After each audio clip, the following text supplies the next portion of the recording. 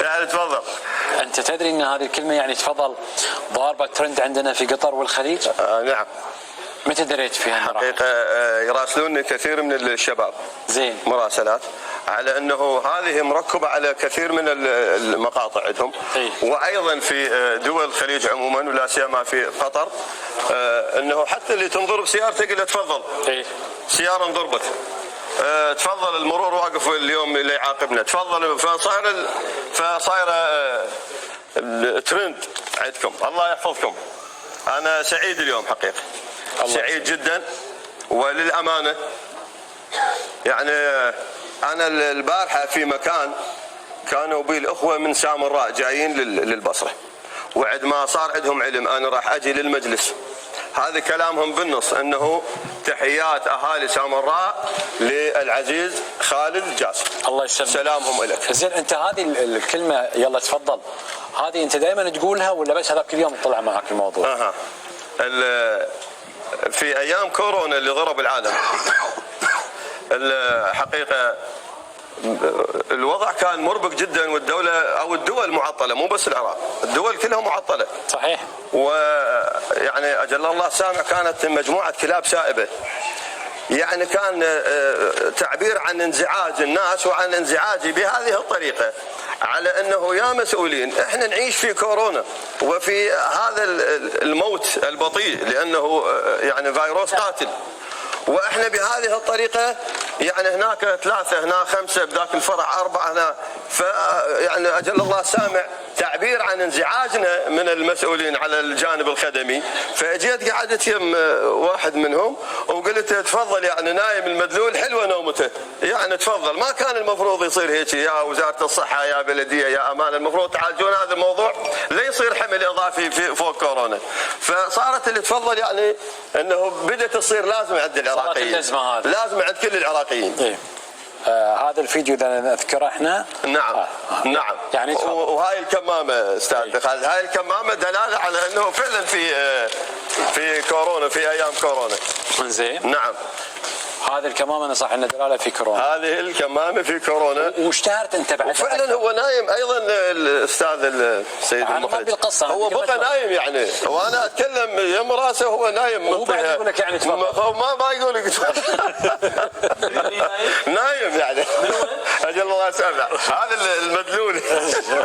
زين سؤال، وعقبه صار معك يعني مثلا في شركات دعايات اعلانات جاتك شيء مؤسسات؟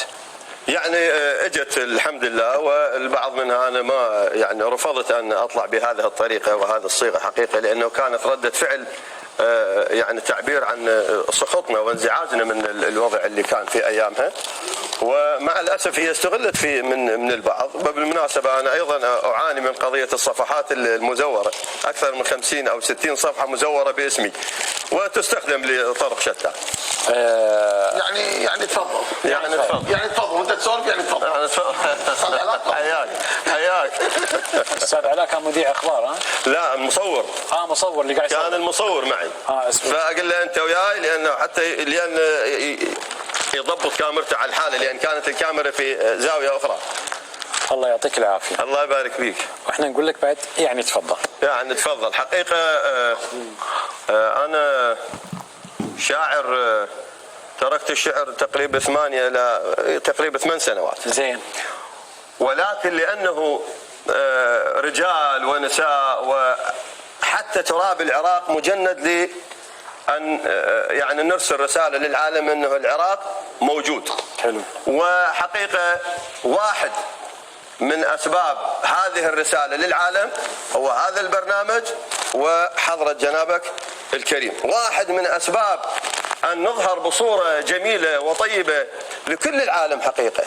وما يفوتني أن ألقي بعض الأبيات اللي هسه كتبتها قبل شوية، واللي كثير من الناس يطلبون مني في أطلع على المباشر في صفحاتي في التيك توك أنه يطلبون شعر. ما أقول شعر نهائيا، ولكن حقيقة ربما هي مفاجأة أيضا لجمهورنا الحبيب.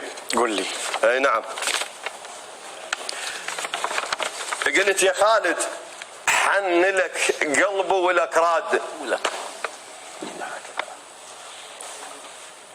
يا خالد حن لك قلبي وإلك راد، ايش ما لازم رجع يمك وإلك رد الله، ولك راد العراق بشيعته او سنته، وإلك راد بصدق واخلاص تاخذ لك تحيه. لانه حقيقه انا يومين صار في البصره وفي الشارع يعني كلام للمسؤولين والمؤسسين والذين بذلوا جهود لإنجاح هذه البطولة في جانب، وجهودك في جانب آخر، لأنه من بطولة كأس العالم وهذه الجهود المضنية والجبارة التي بذلت في قطر الكريمة والحبيبة، وأن بعد 10 أيام مباشرة أن تأتي إلى العراق وتساند العراق وبهذه الجهود الجبارة، يعني أنا أدعو في أن يصنع لك تمثال في البصرة حقيقة. شكرا لك. شكرا طيب. الله يرعاك. ما عندي رد، كل اقدر اقول لكم ان هذا حق واجب علي. الله يحفظك. وشكرا لمؤسستي مؤسسه قطر للاعلام ولقناه الكاس اللي اعطوني هذه الفرصه اني انا اكون موجود بالبصره، هذا اللي اقدر اقوله. شرفت. وشكرا لك ولكل شعب العراق العظيم. الله يحفظك. على كرمكم وحفاوتكم واستقبالكم، وللعلم انا مش قادر اكمل الحلقه اليوم بسبب الحفاوه. بدون اي مبالغه حاولنا نسوي خطه وطريقه معينه للاستقبال، يعني كل شوي نستقبل من الجمهور قاعد يجينا اعداد كبيره، انا اقدر اقول عدد كبير جدا، والعدد الكبير جدا في هذه الحفاوه اللي تشوفونها انتم قدامكم، وانا اتعمد اني اطلعها على الهواء عشان ارويكم ان الشعب العراقي مش محتاج منا شيء. ترى الشعب العراقي كريم وحبيب ووده انه يقوم بالضيافه وزياده، ويشهد الله ان اللي تشوفونه قدامكم ولا شيء، اللي تشوفون هذه الهدايا اللي قدامكم ولا شيء، اللي تشوفون طريقه تعبيرهم ولا شيء. والله ثم والله ثم والله اللي داخل واللي برا خلف الباب واللي خلف الباب الاخر، لو تشوفون الاعداد تقولون وين احنا كنا عن هاي الناس. الموضوع مش موضوع حاجه، مش محتاجين منا شيء، ارجع واقول هم محتاجين انهم ينهضون ببلادهم، ومحتاجين ان احنا نكون معاهم ونتواجد بينهم بس، ونقطة من اول السطر. والله يحفظ لكم بلادكم. شكرا جزيلا. شكرا لك. وانا يسعدني ويشرفني انك انت يا اخوي العزيز تقول ما تكتب شعر وكتبت عني، فانا الله يجزيك خير ويرحم والديك. الله يحفظك وبيض الله وجهك انت وكل اهل العراق بدون الله يبارك فيك كل طوائفكم. الله يحفظك. معنا نسخه يا ابو قاسم، معنا في اليمن نسخه يمنيه نفسها. نعم. تفضل. انا اقول من كم مسروقه من مصدر من عنده. عصام شويه تضايق. كابتن نشأت. كابتن عصام الحضري تضايق لانه كتبت شعر على اسطوره الاعلام وما كتبت على اسطوره الملاعب. يلا تفضل عصام. سمعنا على طول. قول تفضل. يلا تفضل. عصام يقول تفضل. يعني تفضل يا عصام. يعني انا مقل بالنسبه لمتابعتي لكره القدم حقيقه، ولكن تاريخ وبصمه كابتن عصام الحضري، تاريخ اسطوره وبصمه واسطوره. ولكن مع هذا خش في الشعر بتاعنا. مع هذا ايضا اكو بصمه للشعر لا تقال الا لخالد جاسم، وفي المناسبات الاخرى تقال لغير خالد. شكرا لك يا عزيز. شكرا الله يرحمه. لنفسك يا عصام. مؤتمر نروح وياكم نفتح معاكم ملف مباراة المنتخب السعودي والمنتخب السعودي والمنتخب العماني. المؤتمر صاحب ونتواصل وياكم.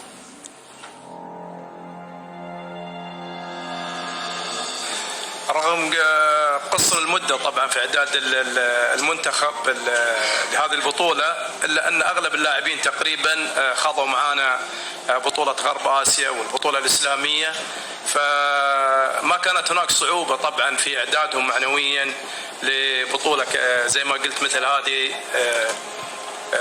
تزدحم طبعا وتزدهر إعلاميا بشكل كبير. ولكن صدقني كانسجام كمجموعه بما ان خضنا معاها طبعا زي ما قلت لك بطولتين وعملنا معاها فترات طويله، حاولوا انهم طبعا يعني اتوقع ان الاجواء ما كانت صعبه عليهم كثير، ولكن طبيعي لاعب كره القدم يمر بهذه البطولات، واذا ما مر بهذه البطولات ما بيتعلم طبعا. dobar performans za vreme igre i naravno dobar rezultat. بغض النظر عن التعب Plasman u polufinale. انا جاهز ومتفائل باللاعبين قدموا اداء جيد ومتفائل انه نتاهل للدور النصف النهائي. Da će biti lagano, neće biti lagano. طبعا ان تكون سهله لا مش حتكون Oni znaju سهله. bolje od mene, na prošlom Golf Cupu je Oman izgubio od Saudijske Arabije, طبعا اغلبكم بتعرفوا الكاس الخليج السابقه اللي عمان خسروا قدام السعوديه. tako da i očekujem naravno ponovo tešku, neizvjesnu, tvrdu utakmicu. طبعا منتظر مباراه قويه صعبه لا ما حتحسم الا بالامتار الاخيره.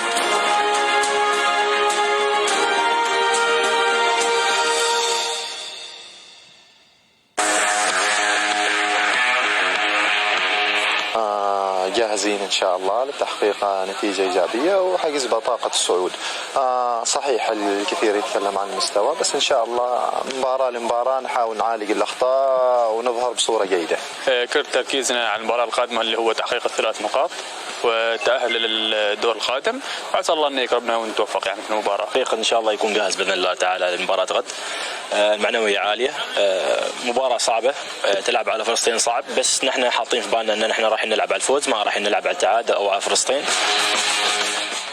تسلم وانت تسلم. في قلب كل عراق. ربي يحفظك ويسعدك. تسلم. مدينين لك على هذه الوقفه. تسلم يا حبيبي، تسلم حق الواجب. ربي يحفظك. الله يحفظك. الله يسعدك. تحياتي شكرا الله سبحانه وتعالى ونخ. كابتن عصام زعلان؟ عصام الحضري. انا والاسطوره بتاع الاعلام كلها رقم واحد زيه. ما زعلان عليه؟ لا. شكرا لك. تحيات. شكرا حبيب قلبي، شكرا حسن. زين، عمان والسعوديه. خالد صح وسيف تفضل. مباراة مش سهلة، صعبة، خاصة بالنسبة للمدرب معنا عند التغييرات أو تمركز اللاعبين. انتقاد كبير محصلة بالنسبة لتمركز اللاعبين. وبعدين في أحد اللقاءات الصحفية وأحد الصحفيين سأل سؤال: ليش يعني لاعبين في عمق الدفاع يتلعبهم في النص؟ قال لازم كل لاعب معي يلعب في مركزي. أوكي، ما مشكلة، ممكن عنده قناعات بهذه الطريقة، لكن ما كل لاعب يصلح في مركزين يا خالد. هذا المشكله اللي يعانيها منتخب عمان. منتخبنا اختلف عن ما قدمه في كاس العالم من اسلوب ولعب وطريقه. هذا مركز اللاعبين هو اللي ما ساعد المنتخب